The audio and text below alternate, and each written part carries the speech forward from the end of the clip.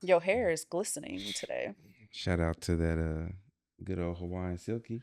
Just let your soul glow. Feeling oh so Silky silky. smooth. I had to do that when I was getting hazed too. I had to sing that in front of people. I'd have quit. Fuck you, man. Would you say that built any kind of character for you, or what? Did it build character for me? I would say yeah. In some spaces, like one, it was like I can't wait. I'm okay. I'm okay with being. We rolling. We rolling. We let's roll. All right, let's start this off. Let's start this off right. No. No.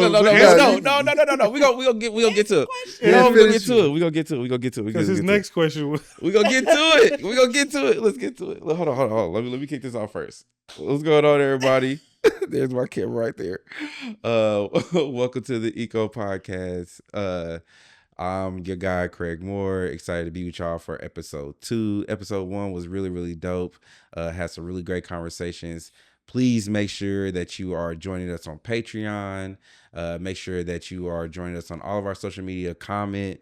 And because we want to read those comments, we want to talk about them. I want to kind of get you all's feedback of what you like and what you don't like. I know what I liked and what I didn't like. We don't care what y'all like. Yeah, that's true. You think I'm here to serve you? Not. So this episode is powered by Black Excellence Inc. and sponsored by the Bevel Barber Lounge The Bevel, let's go. in Kansas City, Missouri. Listen, it's sponsored by the Bevel, but my hairline is not, because it would have been a lot more crispier than this. So like, just don't judge them on this. But His line is not a reflection. it's not a reflection the of Bevel this. Barber Lounge. But this beautiful space, we really want to shout out the Bevel for providing this space for us. Got a lot of great feedback from people saying that we had a really dope space, and so I think it just makes it aesthetic. And it's blackety black. Like, how could we not? I mean, literally. Man, Literally, not black and gold. love it. Yeah, and if you're in Kansas City and you need that extra executive level cut, this is where you need to come. And I think he's rolling out a membership sometime soon. You're just telling me about that. Yeah, he's about to roll out the memberships. But See, I gotta get my hands, my manicures here, and all the other good stuff. So all of that good stuff. I can't wait. Take care of yourselves. So gentlemen. you Come getting on. manicures and crispy lines these days, but you just said there was a while where you was singing Soul Glow.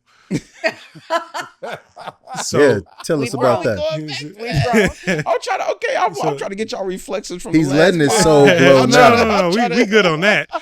He asked, "What do you feel like you learned? How did you grow from that experience?" I didn't.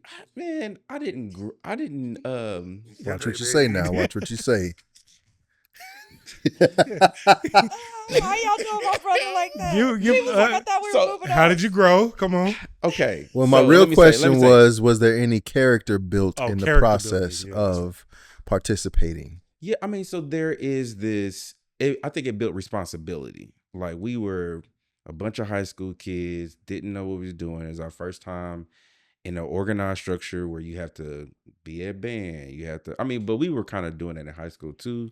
But what it did was there's a sense of pride in being in a part of your band, and I think that there is history that you learn. There is there are certain like as a percussionist, there were certain cadences that we did that were like done in ode of people who passed away. So like there's a deep history in even in the drums that we were using. So, and then the section that was created, that's just a traditional thing just across all HBCUs. Like every single section, they're prideful about their section because you got to own your part. If you are not showing up in the ecosystem well, then the ecosystem doesn't work. And it's talked about, and it impacts recruiting, and it impacts all these things. Yeah, people's lives are changed by you and playing bad over there. I wouldn't have went to college if it wasn't for my band. And I got my band scholarship my junior year. But I wouldn't have went to college if I wouldn't have went in the band. And so like when we traveled as high schoolers, we would see what they're doing. And then our alumni would come back and be like, yo, this is what I went through, blah, blah, blah, this and other. So it was like, all right, when I get there, I shaved my head. We shaved our head before we got down there. So we was already ready. I mean, but that was the band thing. It was like, as a freshman, all freshmen was bald heads and all women had cornrows, and that's just what it was. So I mean, it was a sense of pride through trauma. Traumatic I mean, enough. because it was some traumatic event. It was some, like, when you messed up, we all messed up, and when you didn't mess up, like, and it also taught that too of like, you are not. I am not as weak as the person, or I'm not as strong as a person, or I'm just as weak as the weakest link.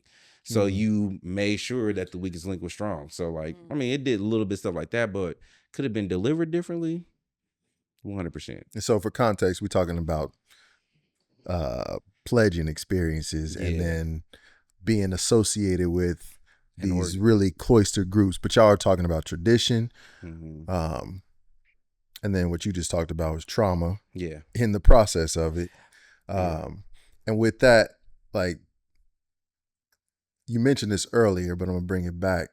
The rehearsing of trauma and its effect on, I mean, we're talking about ecosystems here. Mhm. I mean, kind of outline a little bit more what you were saying in the context of your experiences, Yeah. but because you said it was traumatic, Yeah. and you know, we all deal with traumas of varying kinds, and it impacts how we show up in our communities, in the world, in our families.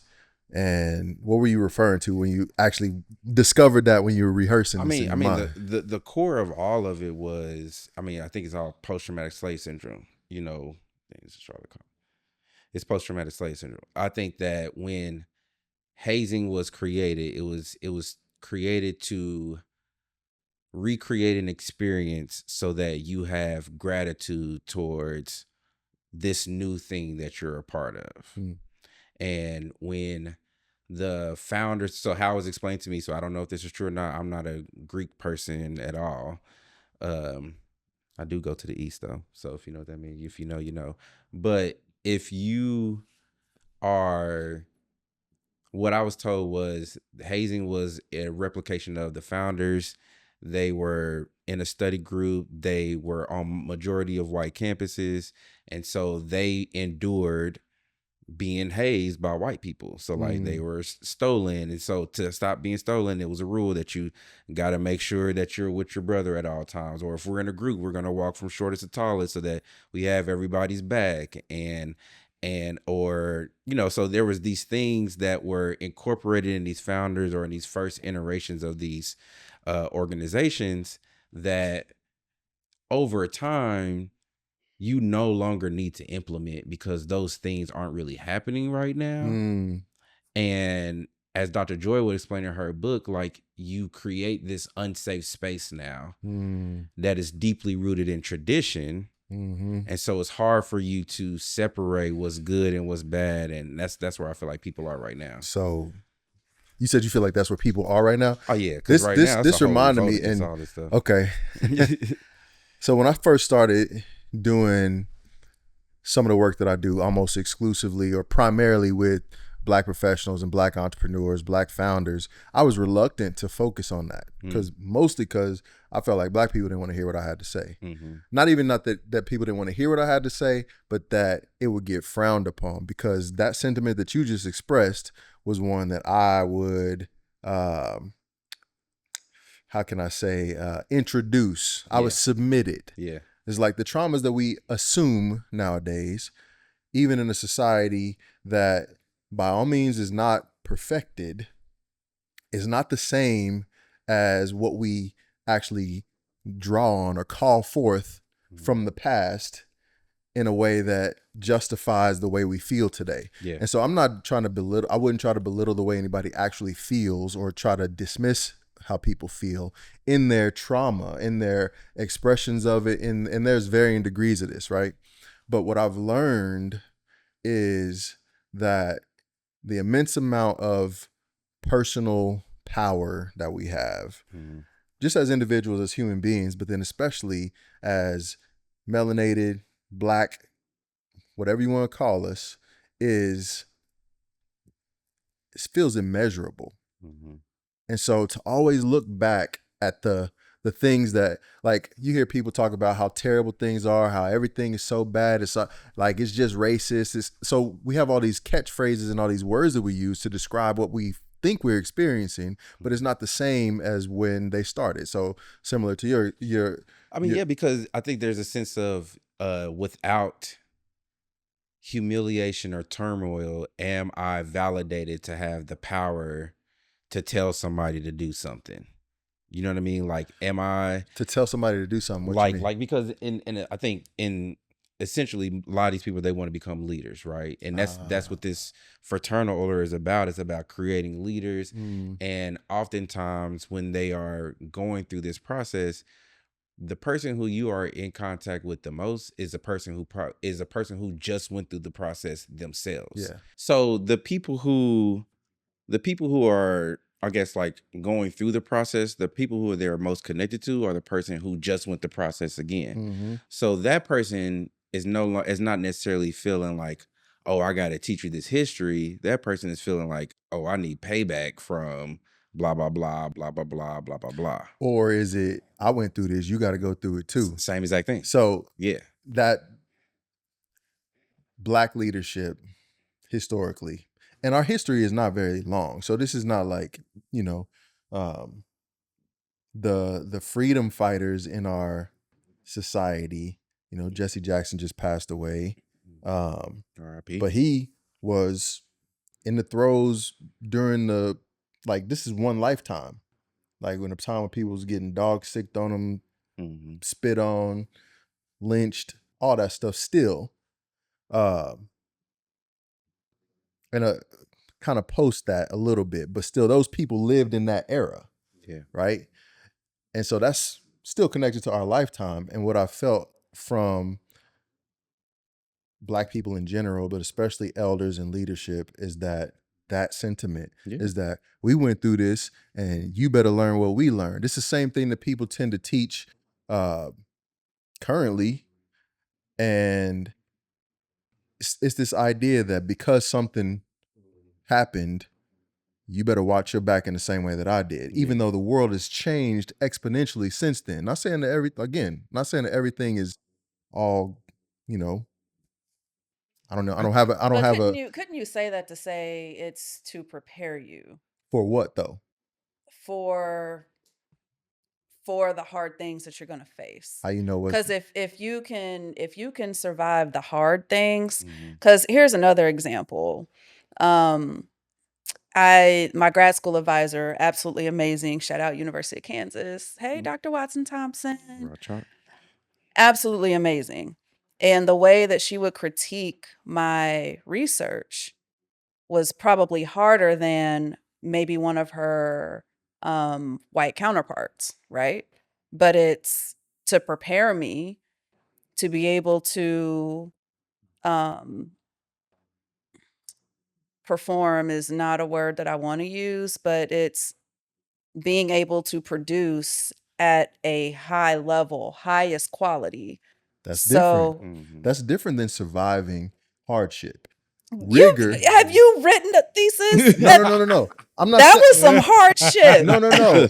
You're saying that the reason was to prepare you for hardship, right? That's the reason people do that. But to have you excel at a higher level is different than preparing you for hardship. The effects of rigor, the effects of doing things in a really regimented, concentrated, focused way with a high level of critique or criticism does help you make your work elevated. But that critique and criticism, if it's rooted in you're gonna face some hard things and I'm gonna help I'm gonna you make by sure. giving you something hard now, that's the recreation of trauma. They're not saying that in your context, but the principle is what we're talking about. And the principle is that because I went through something hard, you need to go through something hard because it'll make you better. I think it's funny that not funny. I think it's interesting when you brought up Reverend Jesse Jackson, because people don't talk about after the civil rights era, he like traveled the world, like representing the country, representing us in so many different ways, but you don't Mhm. hear about any of those things. And it's almost like it's because like he didn't get assassinated. Because he didn't get assassinated, it's like the trauma that's supposed to be, because like I in my walk of being a leader, I'm like, if I get too radical, somebody gonna kill me. Mm-hmm. And it's like, it's almost like that's already marked out for you. Mm. And people are saying like that's how it's supposed to be if you're gonna take, but it doesn't have to be. If ain't nobody trying to kill you, ain't doing. If You're they're right. trying You to kill ain't you, doing doing right. something right. Yeah. Yeah, that's Yeah. the whole thing. It's like we have this whole hater society. Like if ain't nobody hating what you're doing, then And something I've ain't always really disliked that because don't nobody hate me. right. And I was like, am I not It's like, so doing what I'm does that not doing mean? nothing what does right. that mean about me? And I don't know if anybody hates me. I honestly, don't give a fuck. But it's like I don't have that experience. I feel like I've done quite a bit. Mm. But it flies in the face of that narrative. Like I think sometimes if something bad happened to me, my shit would be appreciated more. Like there's always some story behind, like, Kanye West car accident, or these other people who have gone through terrible things. I don't want to keep airing people's business out, but that shit, like the recreation of trauma. But I did want to circle back to like preparing you for something great versus preparing you for surviving, Yeah. because at the gathering, one of my uncles or two of my uncles were there, and afterwards we were talking, and one of them, he has a family that he raised, and then after his divorce he married another woman who had kids that he assisted in raising as well. So he had two different experiences. One of these families he raised partially in the projects. I know because I was there. I was like, oh, this is different. And then the other family is in Olathe with these two girls that weren't his, and so he's describing these two different experiences of like trying to prepare these kids for survival in the projects and try to prepare these kids for just excellence, but also recognizing like y'all have no idea how to survive because y'all have never had to. So I was like, after he said that and then listening to y'all talk, I'm like, there is some sort of balance in there. Like you got to be aware of the trauma, but it doesn't have to be like the default narrative that we go to, because I think that's where it gets played out and overrun. Like when we was at the gala. Oh my God. And I love y'all. And it's not a critique on the gala itself. It's more like when people get up to speak, they want to ground their experience, or when people are on the video talking, they want to ground their work and their experience in something that is deep and impactful.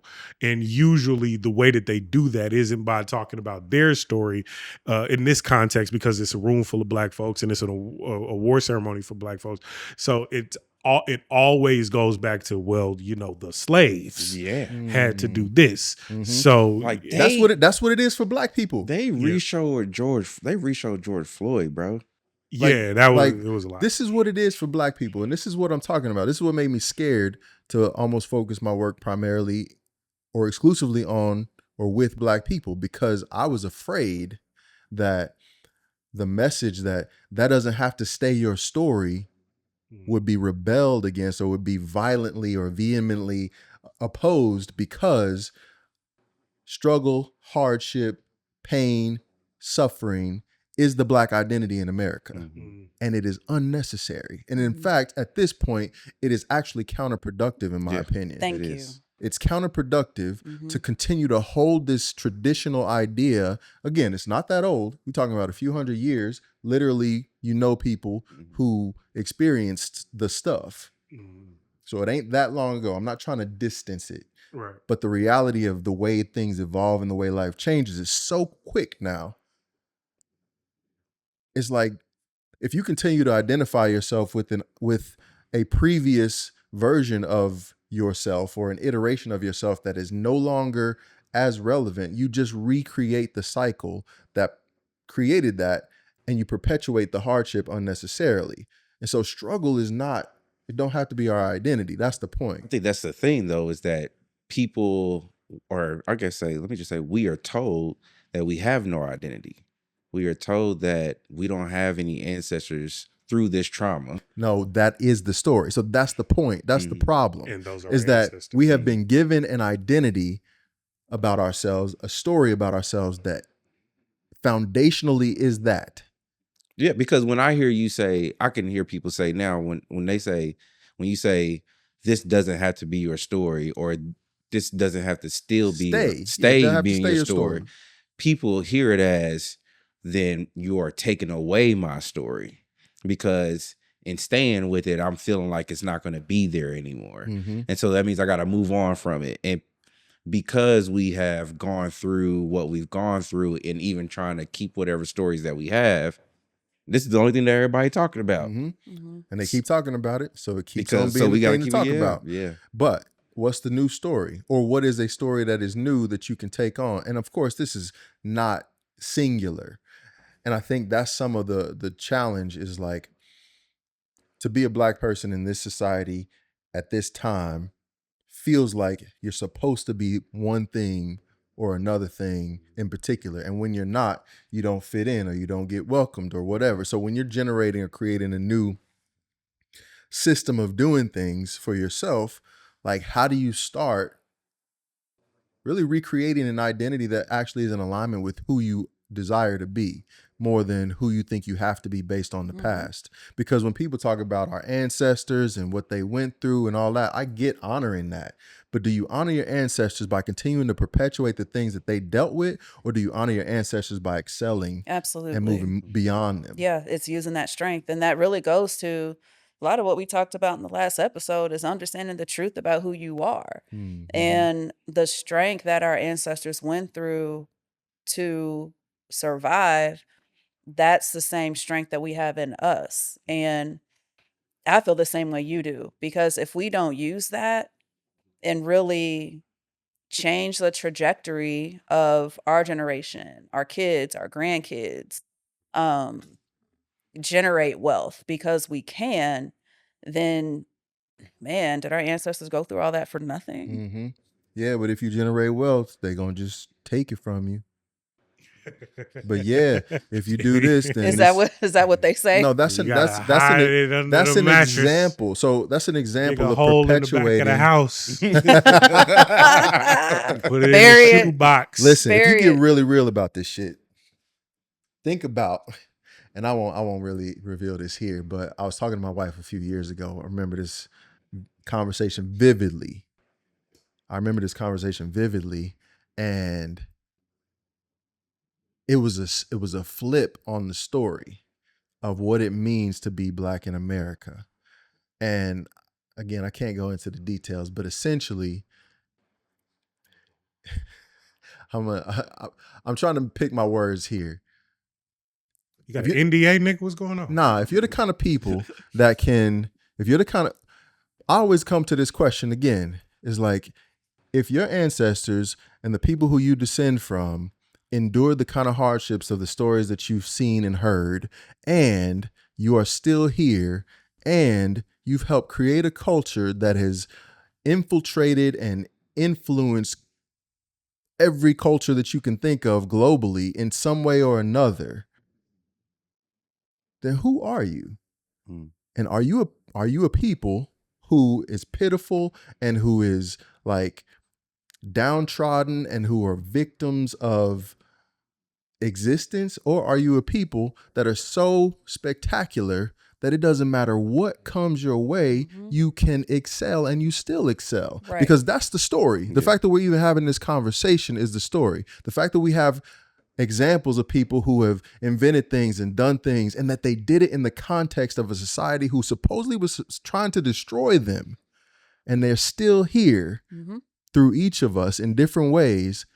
Who is that people? And that's the point. Is like when we keep trying to draw on the struggle or the hardship rather than recognizing the strength, like you say, we actually do it a disservice. And if you actually believed that you were the same kind of person, if not greater, because what people don't want their people in the future to be greater? What people don't want their posterity to be greater? Right?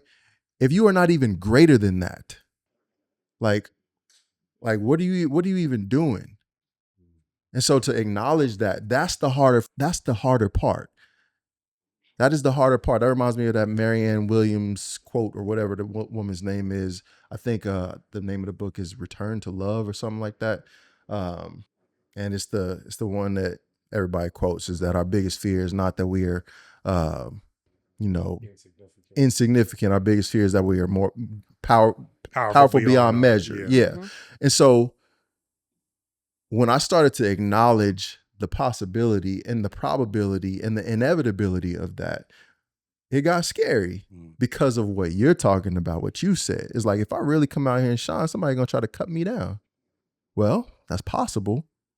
But even if it is, wouldn't you rather get it all out than just keep it hidden so that you stay safe and stay small? Like, all the people that we celebrate are the ones who gave to the point of death. Yeah. But it's not that that's even the context that we live in the same way anymore. And I think that's the evolution So that we got to get run to. through a wall right I mean, now, yeah, for nigga. real though. I mean, I think that's the Me evolution. feel like a Hebrew Israelite right now. After all we've been through, who you think we are? White devil. Black power. I'm sorry. I think it's just the evolution of what leadership looks like now too. I think in the past we've always had examples of a single person leading the masses, and I think that's completely different now because we have so much knowledge greatness. and greatness available. But I think it's hard for people to tap into it, which reminds me of a video Oh that my I feel gosh. like. Listen, y'all gonna No, I'm with it. y'all that I feel like when we talk about self, what we really need to tap into. This was a mindset that I don't think that I'm at yet, but I think that if we all can tap into this, then we can be some great people. And I just want to hear y'all's reflection on what this young lady was saying. Damn it! While we have. This isn't supposed to be a rude question, but do you think before you speak? Because you answer questions so quickly and so comprehensively, whether it's about geopolitics or your sport or aerodynamics. Like, can you take us into your brain? Thank you, Charlotte. That's very kind. Oh, man. Do I think? I think overall, I'm just a pensive person. Like, I'm an introspective young woman. Like, I spend a lot of time in my head, and it's not a bad place to be. I journal a lot. I break down all of my thought processes. I think I apply a very analytical lens to my own thinking, and I kind of modify it because it's so interesting. You can control what you think. Like, you can control how you think, and therefore you can control who you are. And especially as a young person, like, I'm 22, so with neuroplasticity on my side, I can literally become exactly who I want to be. How cool is that? Like, how empowering is that, right? And so the fact is, I get to become every day the kind of person that me at age 8 would revere. Like, I would be obsessed with me today. Are you kidding? I would love me. And I think that's the biggest flex of all time, that you can have, like, little younger you be proud of you today. And so I guess for me, it's like, All right. That's fire. Yeah. What y'all think of that mindset? That's fire. I love it. I love it. Yeah. I mean, it just knocked it out the park. Yeah.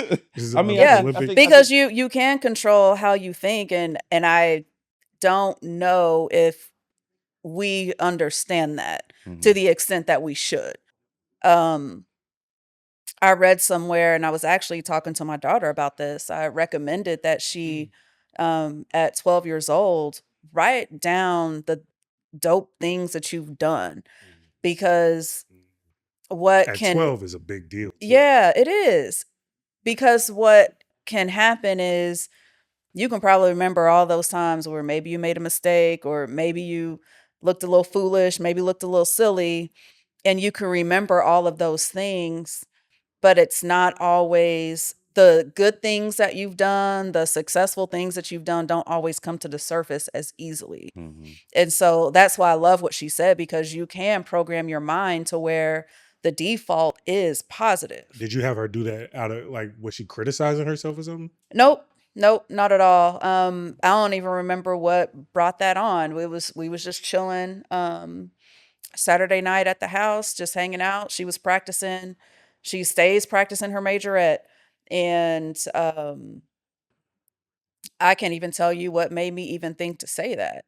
That's dope. It reminds me of something my mom told me one time. She was like, you got to revisit your trophy case and keep that up. So I have a note in my phone. Is like the earliest achievement I can remember, which the year is 98.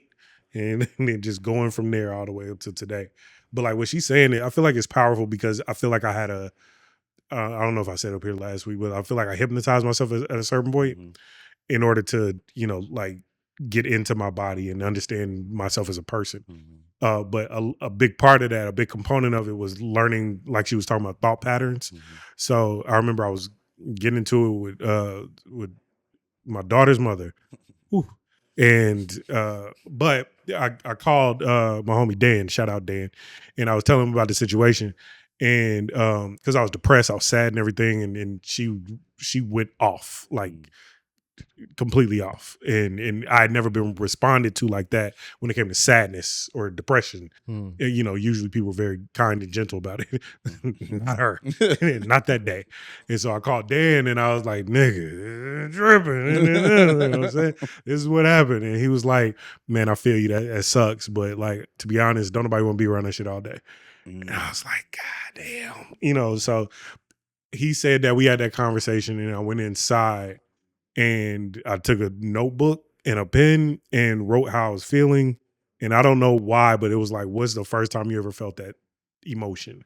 And I wrote that scenario out. And from there, like it was like I was able to map out like how I got into that moment Yeah. Mm. psychologically, like what was I thinking about the feelings, and that was the first time I ever did that. And I learned that I'd chosen my career based on that feeling. Mm. I had chosen my friends based on that feeling. Mm. I just like my whole life, like she was saying, like you could become the person that you want to be. Mhm. It all is contingent on your thought patterns and how you respond to that stimuli, because a lot of times it feels like I'm just living and I'm being the best person I can be, but you don't realize what thoughts are going into you being the person that you are at that moment.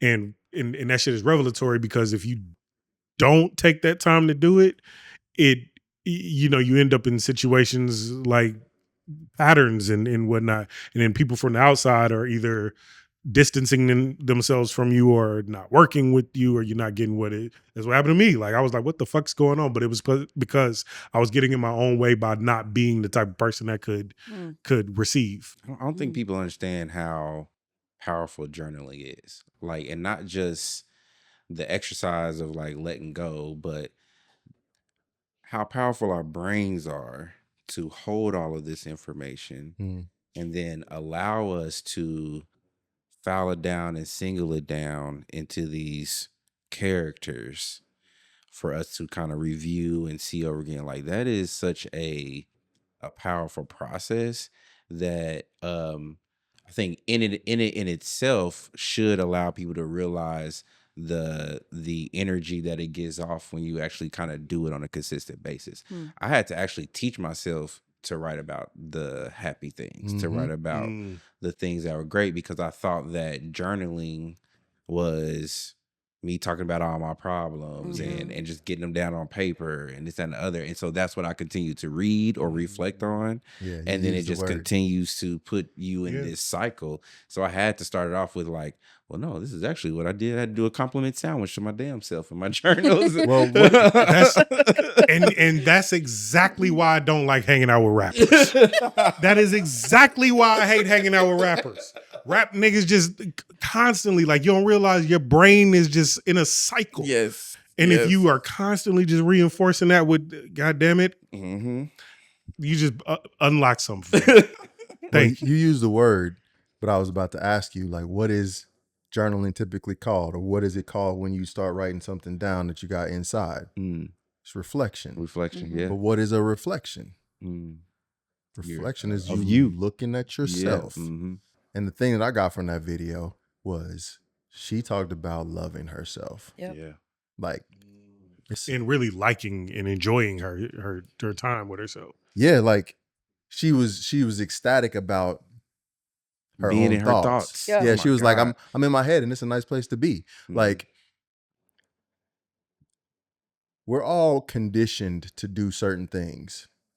And so if we don't come in intentionally and condition ourselves or recondition ourselves to the things that are actually most conducive to our best lives, then we are going to be conditioned toward the other thing. And the problem, the only real problem, if there is one, is that for whatever reason, I don't claim to know it, but everything that we tend to get from the jump is that you are wrong. Mm-hmm.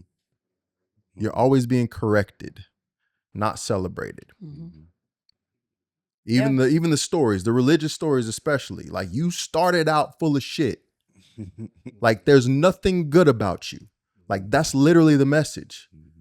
How? How is that even true? Mhm.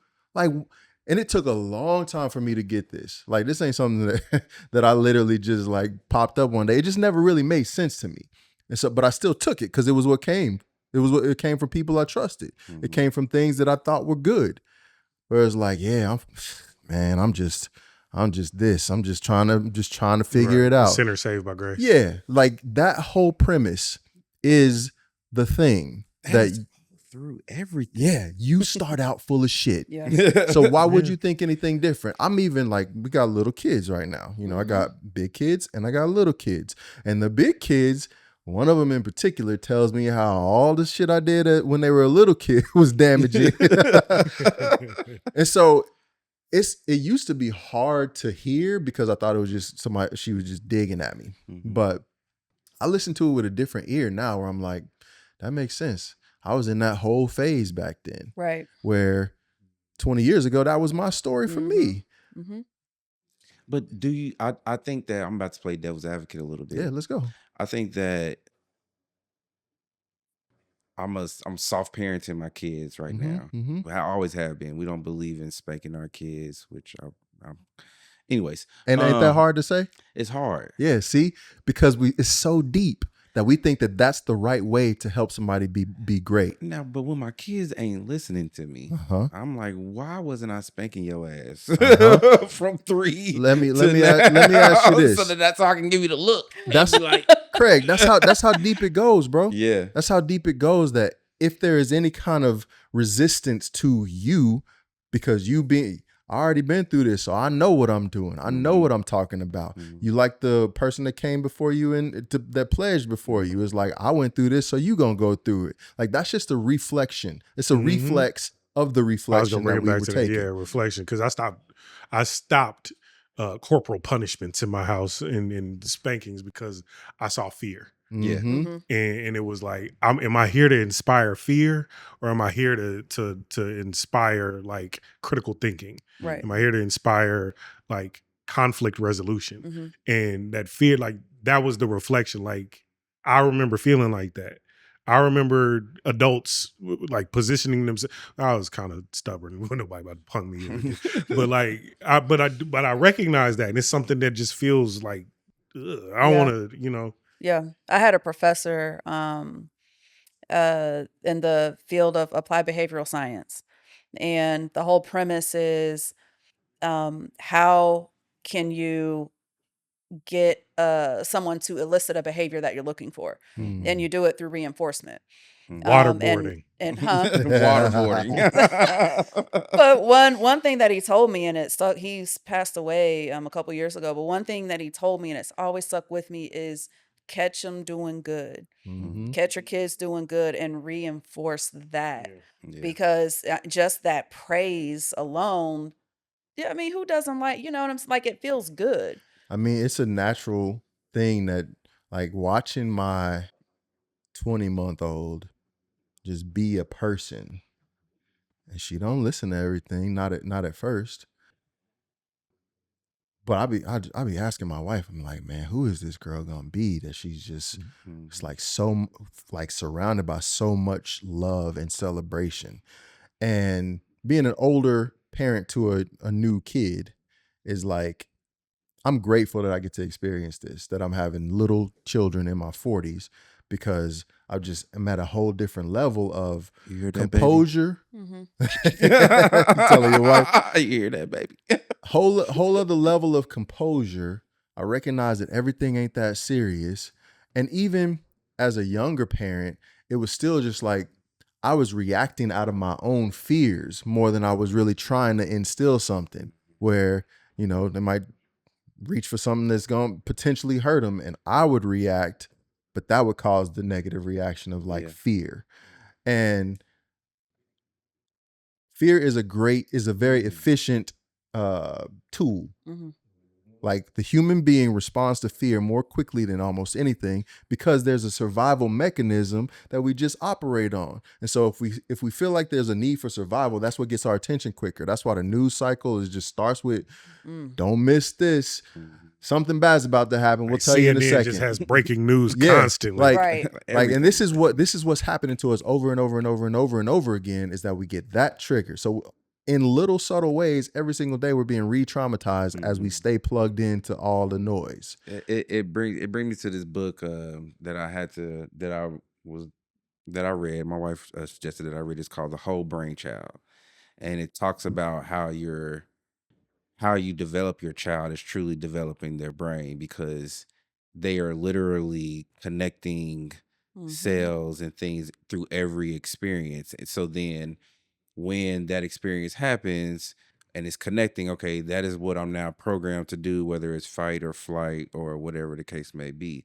And it's easy for those connections to be made, but it's hard to disconnect those things. And so like you just said, a kid touching something that's hot, when you're reacting, it's now connecting that when I'm trying to do this is now installing fear in what it is, instead of when I touch it, oh, it's hot. Now I need to protect myself from this actually happening. So it's like these little small things that we don't realize that we do or that we impose on our kids is literally programming them into, and I think that's how those like generational traumas get Yes, passed down. totally. That's how, because you yourself, and it's like well, you can't heal somebody who's, if you're not healed yourself or whatever, but it's like you yourself are continue to pass it down, but it's unknowingly, I think, at many times. It's unconscious. I call it unconscious perpetual survival mode. And it's where we're in this constant state without even being consciously aware of it, that everything we're doing is based on survival.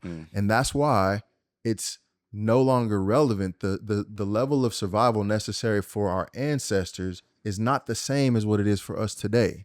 But we still draw on that as a means of survival. And it actually creates the situation that is in need of being survived from. So it's not that I'm in danger all the time, but when I walk around the world looking for danger, I'm programming myself to only find that danger. And so then I'm interacting with the thing that's dangerous instead of doing the different thing that would actually be fulfilling or would be advantageous or beneficial to me. So again, moving toward hard things are going to happen no matter what.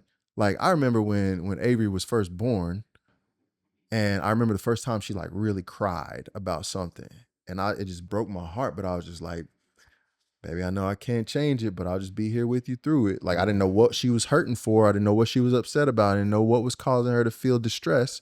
But instead of stop crying or what's wrong or any of those typical things that you would typically say, it's just like and again, this has to do with me being a parent for 20 some years before that, or 20 years before that, and being like, all right, I need to regulate myself here so that I can just, and then I guess they call it co-regulation, where when I regulate myself, then that gets mirrored in my children. And so on a higher level is like we are traumatizing each other by continuing to tell the same fucking stories about what's wrong or what we think is wrong or what we need to be in danger of. This is one that's going to be really controversial, but having my youngest son now,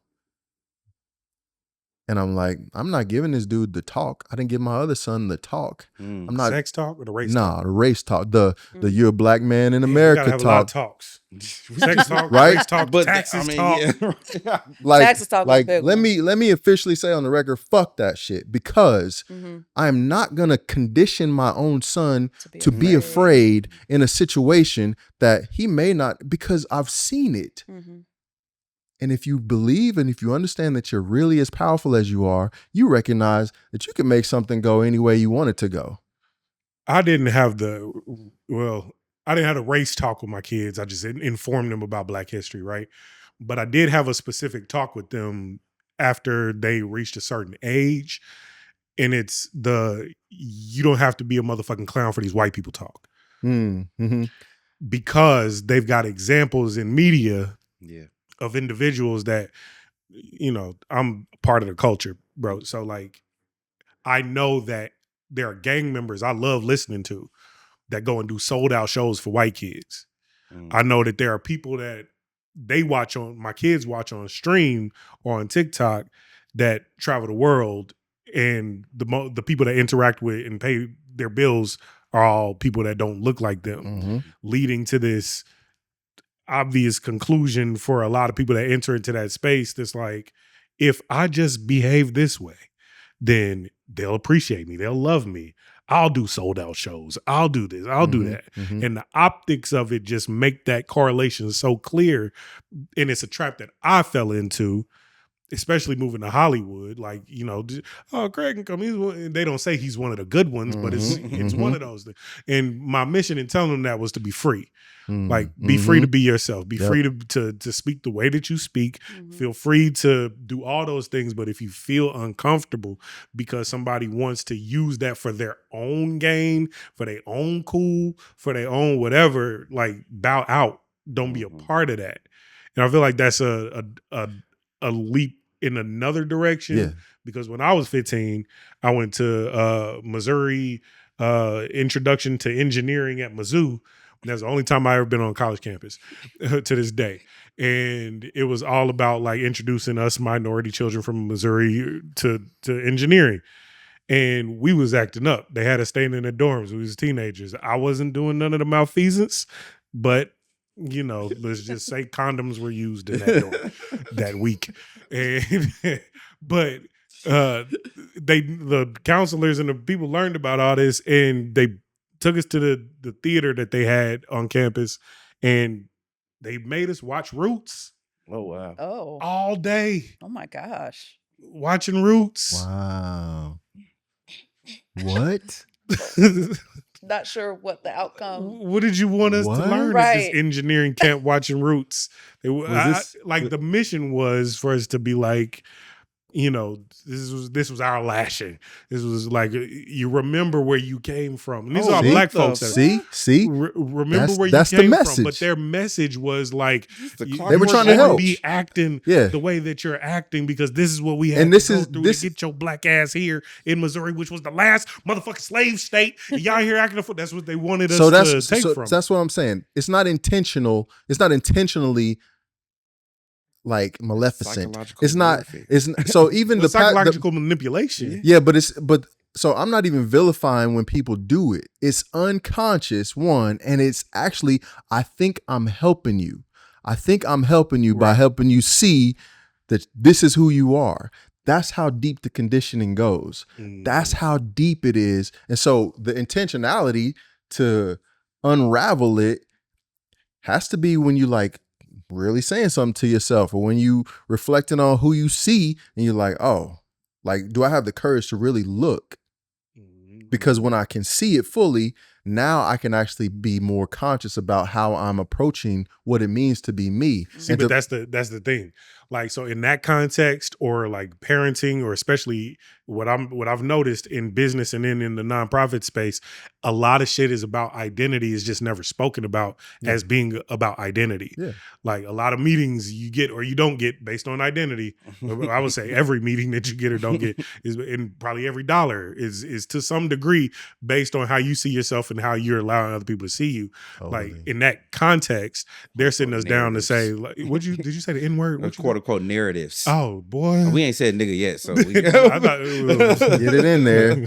Let me be the first. No, but like so much of it is about identity. But like you were saying, like the catching people doing something right, and the journaling something happy, and the liking your inner self, like that being pushed is not the norm, because the system isn't set up to make anybody feel like they're doing anything right. So you got to create a new system. But it's crazy because those who are funding the system need those stories to continue to get dollars. But the people that are funding they need the hurt stories. They need the trauma. You can't say that that's what's wild. I need you to cut another $20,000 check to help me solve this problem if I solve the problem. It's not that it's not.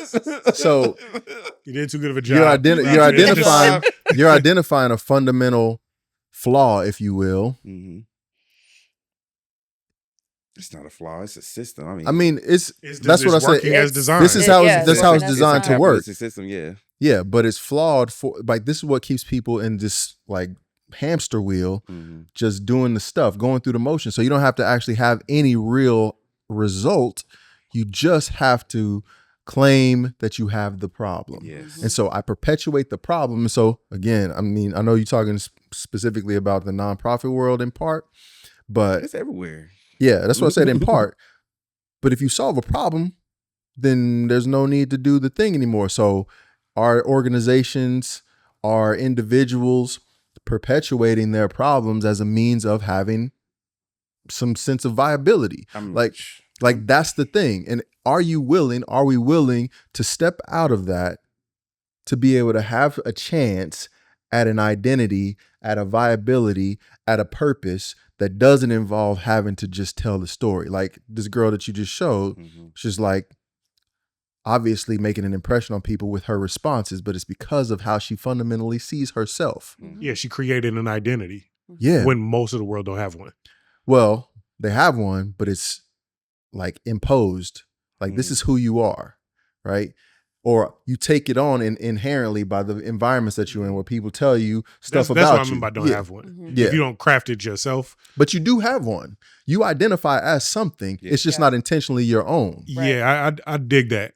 I think my qualifying it as not having one is akin to like wearing like a FUBU 05 jersey. That ain't nobody's jersey. But you got a jersey on. Gotcha. So your identity is just made up of it's just by virtue of you interacting with you're just a part of the abyss. You're one of the cogs in the system. Yeah. I mean, that's exactly what it is. In this capitalist system, you have those who are of wealth. They build these big companies. The companies do very well, or they capitalize off the ecosystem. They do very well, and so they need that tax write-off. So then they create that family office. That family office gives money back, and you only given just enough to be able to create the cycle back again, because you need those people who are you quote unquote helping. You need them to continue to be where they're at, because they're probably buying your product and they're just creating like Walmart that cycle. subsidized by food stamps because they don't pay their people enough. 100%. And this is why I appreciate Beyonce and Ivy, Blue Ivy. She's tall, yeah. Because she got a lot of flack because she gave her daughter an opportunity, right? During her nepotism. And I'm like, but that. And she only got that role because she's Beyonce's daughter. Yeah. That's what we're supposed to do. Beyonce and Jay-Z's daughter. That's what we're supposed to do, because she created, this empire, and now she's allowing her daughter to step in and imagine me up here with somebody else's daughter. That. Like ridiculous. That's what we're supposed to do. Like he owns Warner Brothers because he's his dad. But to the point of that has to do with genetics and environment. Yeah. Okay, so again, we're coming back to who are these people that have endured, thrived, persisted,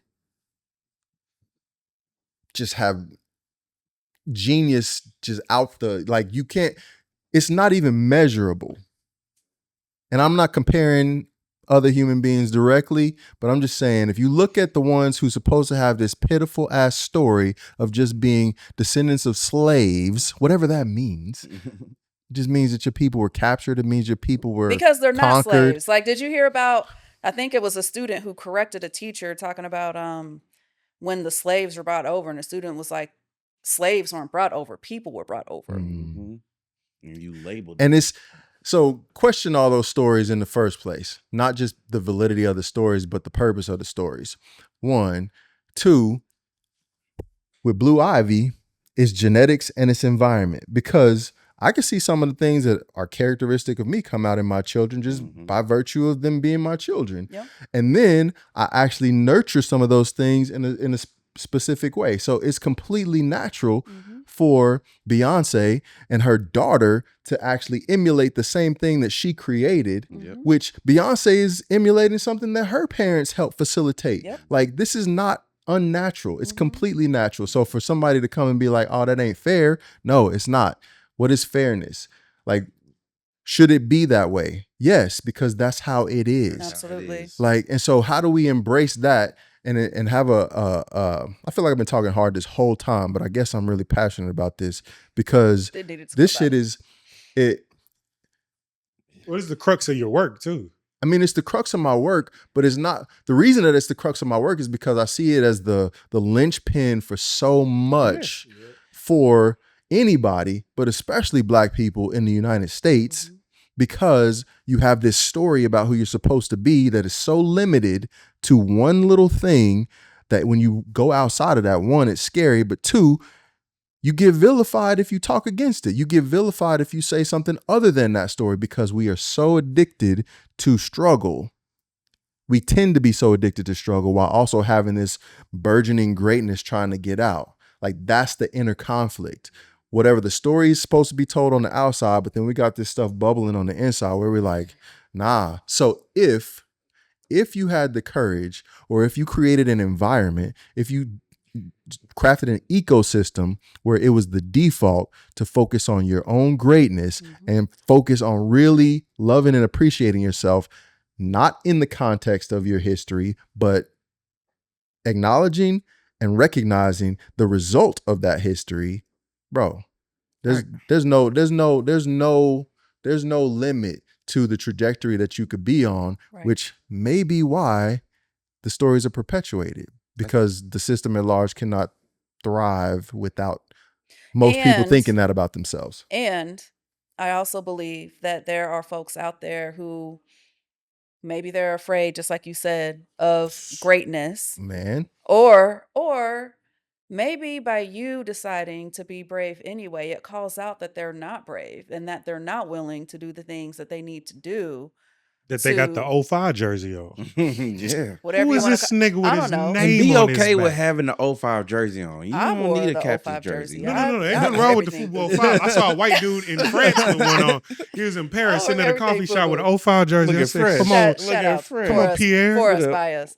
But that is a real thing because people don't Yeah. want their weaknesses to be exposed. So if you have the audacity, you like that word, the audacity to be dope, to be great, to succeed, to step out of your comfort zone unapologetically, yeah, that's going to make some people uncomfortable. So instead of them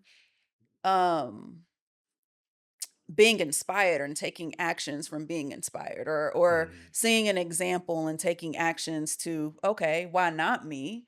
They just rather, there's something wrong with you the because discomfort I'm not ready. the discomfort only comes from the unfamiliarity. Yep. The discomfort only comes from unfamiliarity, because even the things that are detrimental to us, if we understand that they are, it's like the devil I know versus the devil I don't. It's like something that is detrimental to me. At least I know I can survive it already because I already have. And so I'm more comfortable with things that I even don't like, rather than being uncomfortable with something that I might like more. That's part of the human condition. It's not that we are fundamentally flawed. It's that we're so susceptible that the messages that we get run our lives, or the messages that we give ourselves run our lives, so much to the extent that any different message just feels like it's the end of the world. Yeah. And it literally is. I got that same passion that you have, Don, of like seeing how that awakening, like, one, it's great that all of us have that, because it's very rare, I think, that 4 people in the same room have that same mindset. But if we all, and I think that's kind of what we're trying to present in this podcast, is like how this mindset could be adopted. If so many people had that mindset, the time is now for us to make that switch. This is the time where our systems are arrived. You can't trust none of our data when it comes to anything. Anyway, you never could trust our data in the first place. We didn't even like giving data, but like this is an opportunity where, I mean, I am of the belief that chambers are losing their power in so many ways. I'm of the belief that so many ways that this system, even when you think of MBEs and small business, like all those things are good and still needed please don't shoot at me too hard.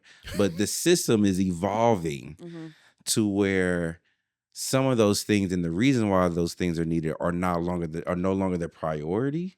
And so we have to change and shift ourselves into this new system. And there's no way that we can really do it unless we all really have those conversations on who's wearing the FUBU jersey, and be okay with wearing that FUBU jersey, be okay with working. Let's continue to empower those people. I don't think everybody needs to be an entrepreneur. Everybody don't need to be the leader. Everybody don't need to be the It's both. It's both, and it's both of the things that you're talking about. Where yes, people will still be a part of regular lifestyle, whatever that means, and life is evolving. And so, how can you put yourself in a situation where you allow yourself to evolve? And the mindset of that is recognizing that things continuously change. And so when you can reckon with the fact that stuff is going to change, and when you're talking about the systems shifting, and I mean, you said chambers are losing power, like all this stuff is occurring. And so how do you stand? How do you stay in the midst of that? I'm gonna pause you just because I want to introduce another video. But it talks directly to this, and I think it talks it in just some social media terms a little bit, but just of what's happening right now. And I think she speaks to this young lady. We'll shout him out on here. She speaks to what I think has perpetuated us to be in this a little bit, and then I want to hear y'all's reaction to it. Hold up. Skipping the war stuff in the beginning. Which we don't have. I think it's important, Black people, to understand that this is not business as usual. And we should stop treating it like it's business as usual, or like and this too shall pass. We're in a global shift. If there was ever a time to act as a block, it's now. I would like to be discussing things that I think we should be doing, but I am going to discuss things that I think we should stop doing. And I could tell you right now that some of y'all are going to be mad at me. But again, there's a lot of shit we should just be shutting down, right? We should shut down shit that takes up our time, that takes up our energy, that takes up our resources, but is not actually building anything that supports the collective, because that's going to be important right now. That is important right now. That's what's been important. It's what they've been trying to stop, which highlights its importance. That nonprofit board that you sit on so you can network, but you ain't attended a meeting, shut that shit down. That business that you've been trying to start for 3 years and you haven't seen any traction or revenues, shut it down. The collaborations that aren't moving nothing forward, cut them. We need to move shit. We need to move shit while the rules are being rewritten. That's what's happening right now. Rules are being rewritten. We're operating in this old playbook. We need to be operating out of what is going on right now. Yeah. I'm curious to know, like, when she said for the collaborative, who's the collaborative? I mean, I think that there are, even in our own town, there are groups who meet just to meet. You know what I mean? Like, we are meeting and bitching is becoming a part of the job description. You know what I mean? And so it's like, we are not getting anything done and you're wasting people's time. Like, I've met with probably a couple of different Black professional leaders who say, and these are not just about Black organizations, these are organizations, period. I go there and we network. I ask, how do I get connected in? They say, sign up for my newsletter. I get the newsletter, and the newsletter is full of events for me to attend. I go to those events and ain't nobody fucking there, you know what I mean? Or I don't know who's going to be there, so I go to everything. And now my whole entire schedule is just full of events and follow-up coffees. And for a whole year, I didn't get nothing done. And we are in this constant cycle of, I think, nice words, pomp and circumstance, not saying the shit that we need to say. Like, this is not worth my time. Right. Like, being okay with saying no, I'm having a hard time with that. And so there's just, I think, as she said on this video, this is the time now, as Black people, the opportunity to rewrite the rules. And as the system is trying to reconfigure itself, if we can strengthen in enough time and unify in enough time, then the system has to figure out how to plug into us and not vice versa. And I think that Mm-hmm. is, yeah. Go ahead. I That's saw that video, Mm-hmm. and I love what she was saying. At the same time, my concern with that type of message it falls in line with the "we're cooked" shit that's online. Mm. Like if you look at the world and how everything is going wrong, and That's what you got from this- that? because her message is prune, start pruning, but I don't think that I've seen environments shift when people who weren't a part of it's like being in a book club and y'all love books. Mm-hmm. And then let's say Netflix goes out of business. So then you got a bunch of motherfuckers coming in that don't love books. They just want to be doing something that they deem as cool. And it's not the same exact thing. It's a silly comparison, but it's like if now we're telling people, shut down businesses, only do the things that are for the collective. If now we're telling people don't be on somebody's board because it ain't going nowhere. If now we're doing then where do those people go and what do they do? I think And what's the collective? Well, I mean, I receive that a little bit different. I receive it as there are people who I've had people on my board who just sit on my board, and I've actually recruited people just to sit on my board. But if the whole thing about being on the board is that you have a fiduciary responsibility for this organization to reach whatever goals they're supposed to be, and we just talked about this in this cycle.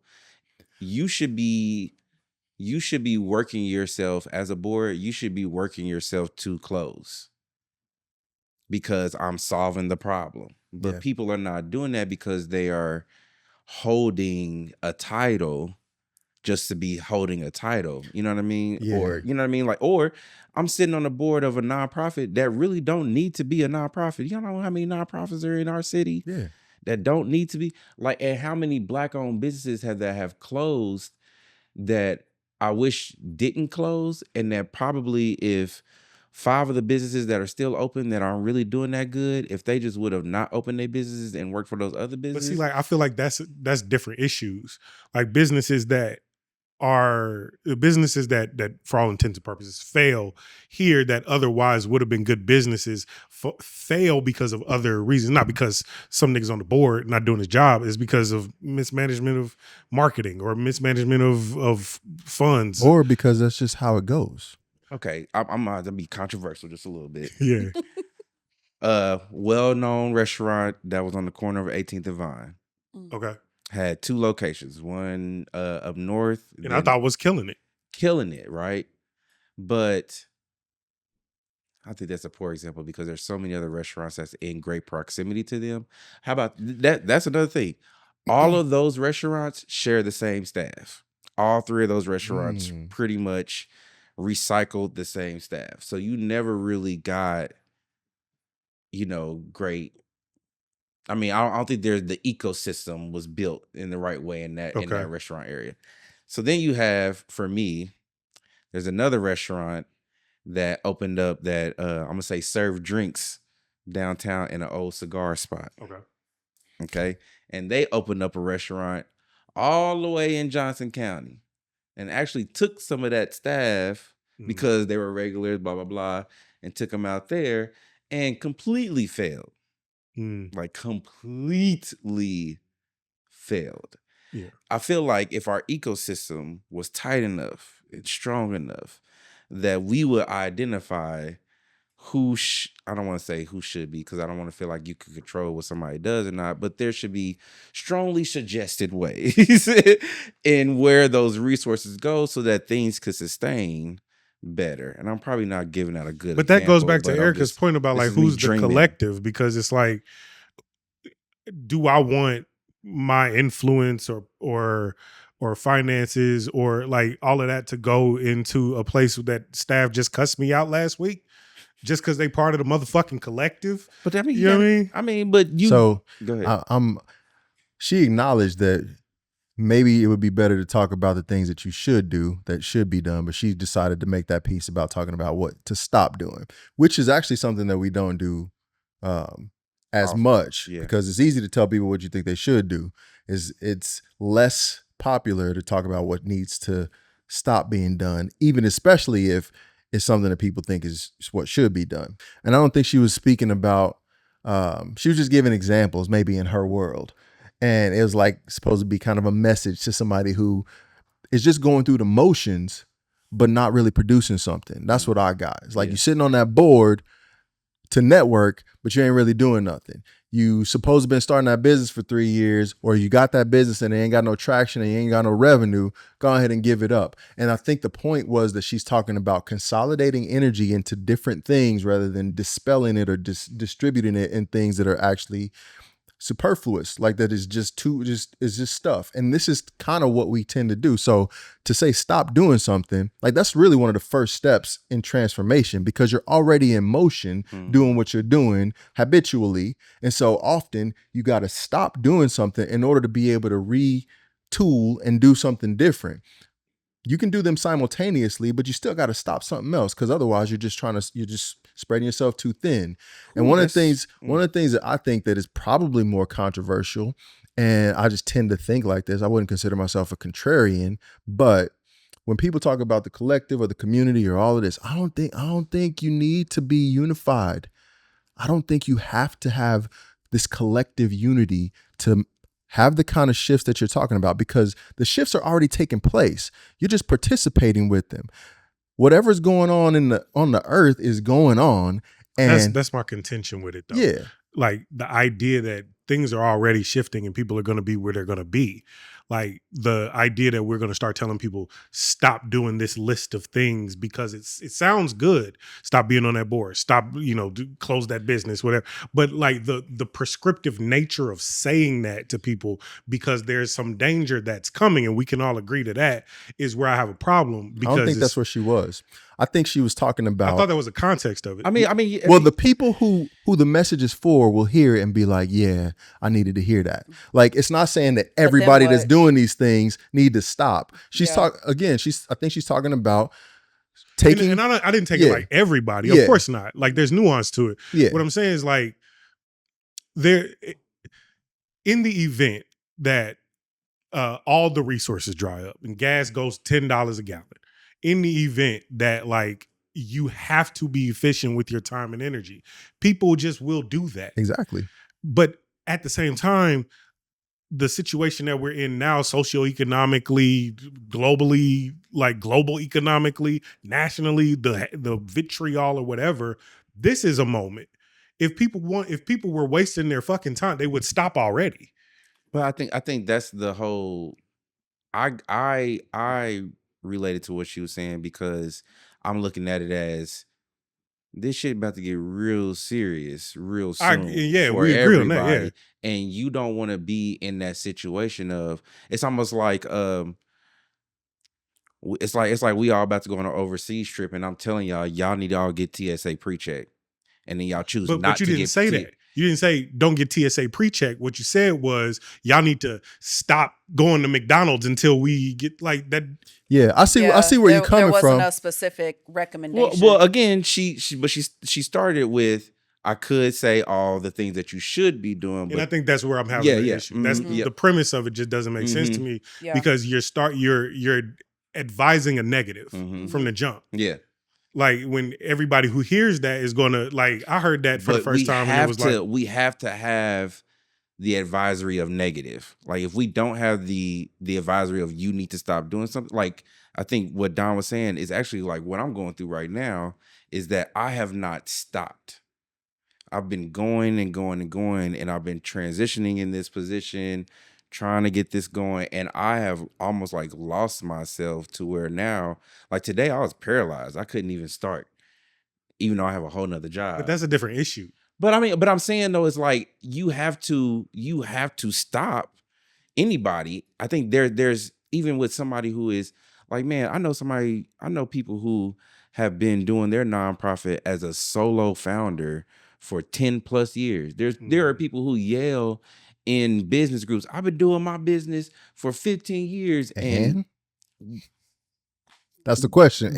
By yourself. Yeah. You know what I mean? And it's like, I think that when you get to this place where it might be a scarcity mindset of resources could dry up, things could look bad for us, so we need to start conserving now. I think that's the thing, is like, you need to start conserving now, so then when we get down the line and shit's really bad, we ain't trying to hurry up and play catch up or trying to. But see, she didn't say start preserving now. True. That's where I'm having an issue with the premise, because it goes back to who is the collective that we speak of. It goes back to that idea of, how do you get somebody to change behavior? It's not by, telling them. This is just me talking about her video, and I'm sure she's lovely and brilliant. But like the shit that's like unproductive for people is hearing you're doing this thing totally wrong. Like the person that spent 15 years on their business, the person that's been in the shit, the person that has been helping people, and maybe it's not been so fiscally viable and lucrative, but they've been executing their purpose, or at least trying to get there. Okay. Even if they're going the wrong, hold on, let me finish that. Go ahead. Even if they're going the wrong direction, to start telling people we're headed toward terrible this is the fucking church shit that they used to tell us about in the end times. Yeah. Like, so now you Try want to me to scare stop you doing into stuff doing because I'm a something part of different. this collective, so that we could be like, be prescriptive, be like giving me building blocks. This is my issue with a couple people that I knew before I went to Hollywood, that I came back and then they wanted to tell me all the negative shit.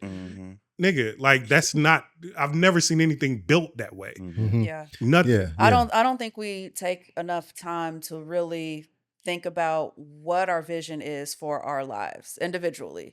Not about a company that I want to work for. It's not about that. It's for me and my family. What is the vision for our family? What's the lifestyle that we want to have? Okay. What is it going to take for us to get there? So, like, because what I took from her video, I feel the same way you do, because there really wasn't, all right, like, we got to stop doing these things. Okay, but why? You know what I'm saying? Or not even just why, but it's, why did I join this board? What was the outcome that I was looking for? Mentorship is so important. Like, or even just a network of people who desire greatness. It's so important, so that you can bounce those ideas off of in a way that isn't this, panic into doing something different. Like, no, like, let's really talk about this. Who do you need to be connected with? And so that's my amendment to what she's saying. Like, I think it's more productive to say, we're in a moment where things are looking dire, and where we need to start preserving the energy of our leaders. So question why you're doing what you're doing, instead of, y'all need to stop that bitch, because that's persnickety. It's condescending. I mean, of course. I mean, it's social media content. Yeah, so sure. it's But we need to stop doing social media content a certain way. I don't think she But I mean, meant it in but a I bad. think there's still a need for the abrasiveness, though, because there are people like, y'all, I'm sorry, but when the people who are consistent in their businesses are the ones who are reporting data, and the data is not truly reflective of what the rest of the businesses look like, then to me that is a misrepresentation, and I need you to stop doing what you're doing, because you're making the rest of us look like, I mean, even though there's whole other problems in that whole statement that I said, but like, I think that's where it comes from, is because there is like a feeling of, like, we don't have no time to be kumbaya all the time. We don't have no time to be like, yes, you can do whatever it is that you feel like you can do. And But we do, though. Yeah. So that's what I would say, is that, how do we know what time we got? You could see the writing on the walls of what's happening. You can see some of how it started happening, and you can project what might happen, but you still don't know. And so this is why I said that this whole collective stuff, it's kind of like it's the same sentiment, where it's like, we shall overcome. We have to do this thing together in this way. And I'm like, maybe not. Because if you have an activated individual, if you got somebody with the audacity of Beyonce, if you got somebody with the audacity of anybody else that has the whatever it takes, courage, cojones, who whatever, to do what you want to do, you are infecting the system with that, and it can't help but spread, right? And it spreads to the people who is relevant to, because it ain't relevant to everybody. Yep. Like, and the person who hears that has already been thinking, man, I should probably just save my energy on this and do something else. She ain't talking to everybody. She's talking to the ones who know, receive it. right? She's talking to whoever can receive it. And the other people are the ones who is going to be controversial to. The other ones are going to be the ones who be like, what's she talking about? And they the ones that ain't doing shit no way. Like, this is what I'm talking about. Why are we always talking to the people who don't want to do shit? Right. Why are we always trying to pull people along or try to shame people and guilt people into moving somewhere when you could just move? And the ones who want to move with you are going to move with you. Like, that's how life works. Like, the energy that you expend in a particular direction, that's going to cause people who are down with it. And they're going to cause people who are spectators. That's going to cause people, it's going to draw so much attention that it's going to be undeniable. Rather than, man, we got to all get to fucking together so we can make this happen. No, if you stood in your own thing and was like, I'm going no matter what.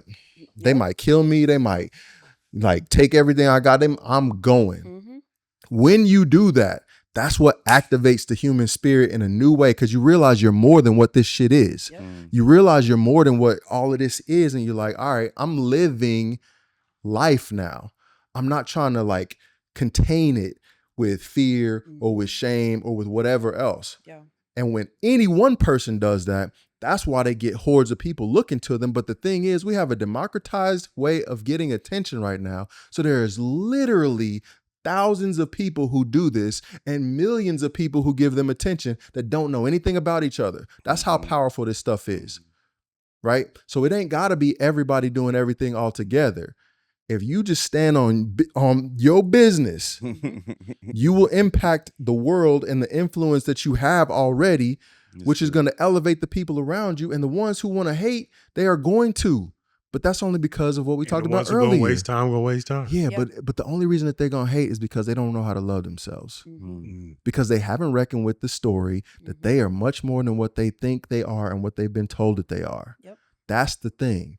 And when you meet somebody with that, you'll have a violent reaction because the self has to preserve itself. And if I think I'm shit and you tell me I'm not, I'm about to fight you over it. Because you're lying to me. Yeah, you're lying to me. But if I get any kind of glimpse of something where I start to like, and this is just my own theory, like when you see something that you admire in somebody else, it's not because you're not like that. It's because you are. So anything that I admire in somebody else, that's a reflection of me. That's why it's drawing my attention. That's why it's inspiring me. That's why I want to be like it, because I'm already like it. I just got to do the work to actually make it come to fruition. That's good. It is his will That's good. that every need. Sorry, y'all. Y'all not going to say Good. I don't know the You words. are important to me. I do need not you know. to survive. Come on, y'all. Yes. All right, we got a wrap, but We gotta wrap. did y'all know that when they said Harriet Tubman used to knock out babies on the way north, she wasn't hitting them. She was like giving them like some sleep medicine, and they would like go to sleep. I thought she was. Why did she was punching babies? Shut the fuck. First of all, I ain't never heard of that. And second of all, that's the kind of shit. That's why you know Harriet Tubman's name. Because she did whatever she thought it we took. trying to laugh at her punching babies. Hey, that's some funny shit. Shut but the listen, fuck up. She had the audacity.